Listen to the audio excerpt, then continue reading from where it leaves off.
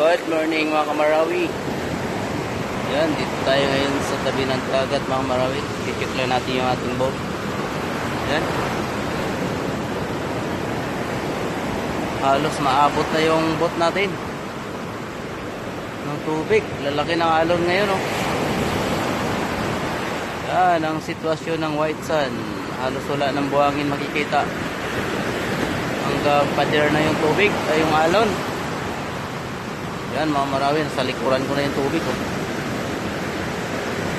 Yan.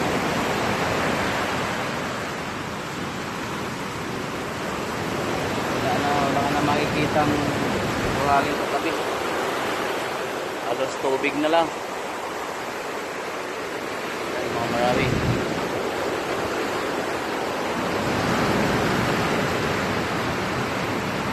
Right.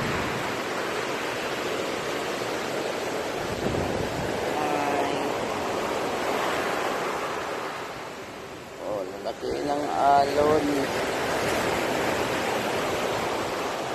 Pero okay pa naman yung bangka natin dyan mga kamarawi kasi nakataas dyan eh.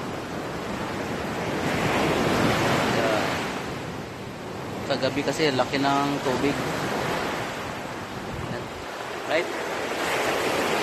Bye.